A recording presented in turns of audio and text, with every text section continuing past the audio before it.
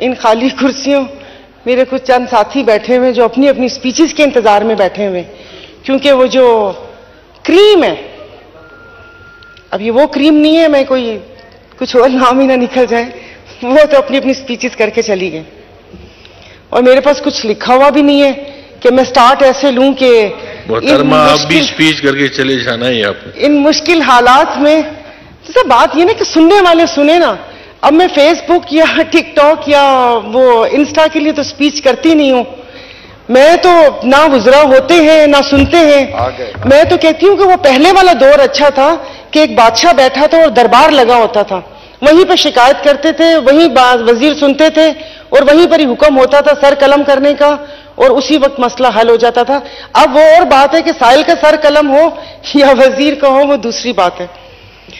तो इस बजट के ऊपर, ये एक मिनी बजट के बाद ये तीसरा बजट है और मुझे लग रहा है कि जैसे जो बातें करूंगी वो वही रिपीट बातें, क्योंकि कुछ असर तो हुआ नहीं किसी के ऊपर कि इन तमाम मामलात के ऊपर नजरसानी हो।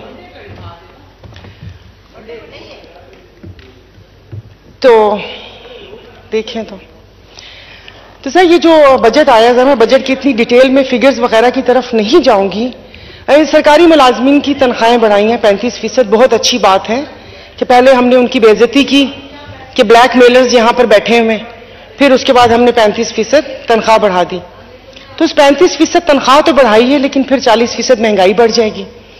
तो सरकारी मुलाजमीन का तो सोच लिया, लेकिन जो प्राइवेट सेक्टर वाले लोग हैं उनका कौन सोचेगा। इन्होंने कहा कि वो कम से कम जो उजरत है वो 35,000 तक, वो देगा कौन।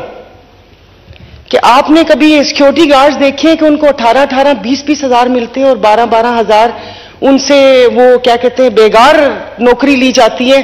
तो उन सबको कौन देखेगा जो घरों में काम करते हैं, जो प्राइवेट नौकर, ड्राइवर, माली, ये वो, उनकी तनख्वाहों का कौन करेगा। IMF का सुने जा रहे हैं, IMF वो कहते हैं ना कि वो पहले कभी सिग्नल पे खड़े हों तो वो आता है फकीर, पहले तो वो दुआएं देता है कि दे दो, दे दिया तो ठीक है, नहीं दिया तो उसके बाद वो दुआएं देना शुरू कर देता है। मुझे तो ऐसे लग रहा है जैसे हम अभी वही कर रहे हैं। तो ये बजट क्या, ये जो बाबू बैठे हुए हैं, मुझे ये समझ नहीं आ रही कि 75 साल से आप लोग इतने जहांदीदा सियासतदान हैं, आपने इस ब्यूरोक्रेसी से जान क्यों नहीं छुड़वा रहे। स्पीकर साहब, अभी किस किस चीज की मैं बात करूं, तकरीबन सभी बात कर चुकी हैं और मुझे हैरत भी है कि यहां से हुकूमती अरकान ने भी ऐसी ऐसी स्पीचेस की हैं कि वो लगता है कि ये हुकूमत में है ही नहीं।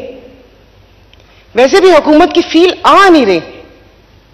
जैसे आप भगार लगाएं या पुलाव का ढक्कन उठाएं तो खुशबू आती है और आपको पता चलता है कि हाँ ये बना है। तो यहां से वो खुशबू आ नहीं रही है हुकूमत वाली कि पता चले कि कोई हुकूमत भी है। क्योंकि हमारे वजीर दिफा मतलब वो एक उसका जिक्र तो करते हैं ब्यूरोक्रेट का कि जिसकी बेटी की शादी पे 1 अरब 70 करोड़ के उनको सलामियां मिली, नाम नहीं लिया,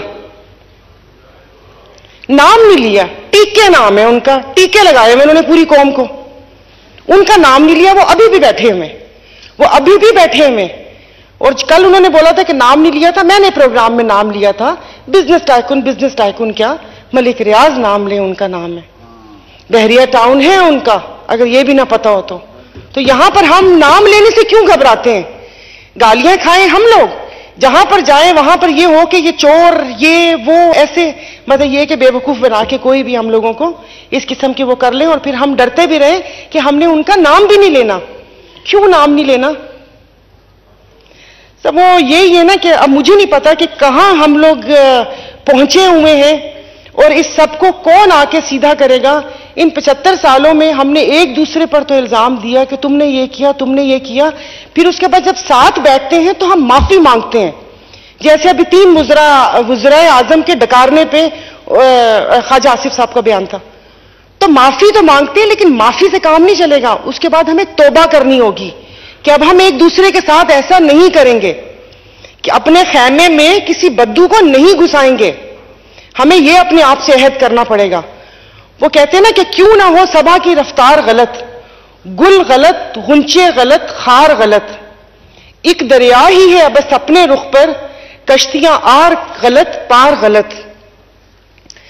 और वह कहते हैं कि वो भी कुछ जिद पर उतर आए हैं और कुछ करते हैं हम भी गुफ्तार गलत। तो ये सब चीजें वो नहीं होनी चाहिए। तो अवाम का इसमें क्या है?